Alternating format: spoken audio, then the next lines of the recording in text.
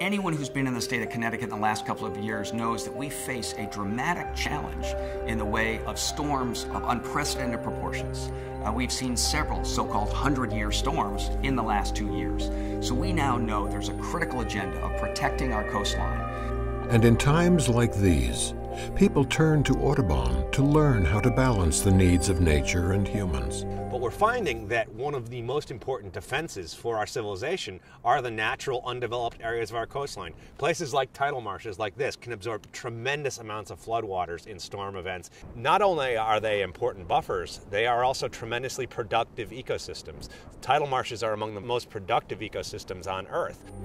Understanding and showing others how to be stewards of our natural resources has always been at the heart of Audubon's mission. As the state organization of the National Audubon Society, we have helped generations of families in Connecticut and in this region, for over 70 years in fact, to understand, appreciate, and contribute to the world around them. One of the other things I'm most proudest about Audubon is that we are the only national organization that has representation across the whole country at a local level. People everywhere can relate to birds. That Audubon focuses on them makes it easier to engage people locally and nationally. Birds offer a powerful lens into the health of our environment. They represent nature's ultimate barometer. Connecticut lies along the Atlantic Flyway. This allows Audubon to use birds to show people about the interconnectivity of our global environment and our special place within it. There are specially adapted creatures that only are found on coastal tidal marshes of the East Coast. One of them is the salt marsh sparrow. It's estimated that up to 20% of the world's population of this globally threatened species lives right here on the shores of Connecticut. One of the things that Audubon is working with our partners is to identify areas where marshes will be allowed to grow. To that end, Audubon Connecticut is adding to and protecting the state's salt marshes, from Barn Island to Hammonasset State Park.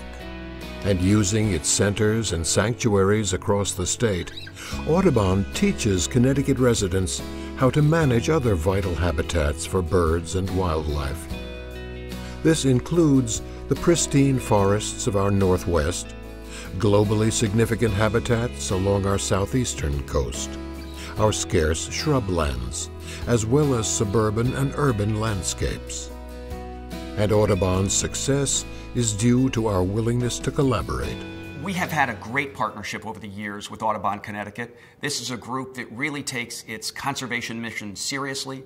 One of the things we're most excited about going forward is the opportunity to really advance the conservation agenda on the Connecticut River and the entire watershed of the Connecticut River as the first in the nation blue way. So the Audubon Alliance allows us to protect thousands of square miles of watershed through 4 states. The power of Audubon lies in its ability to reach people at every age and level of expertise. Through its chapters, nature centers, and partnerships, Audubon engages families in getting out, learning about nature, and becoming active in protecting it. Audubon at Home is a prime example. This is the Armstrong Court Community Organic Garden in Greenwich, Connecticut.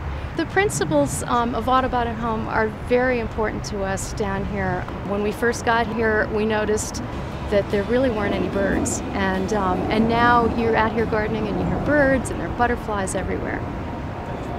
One of the important things about Audubon is that in a polarized political environment, we're passionate about the fact that conservation has no party.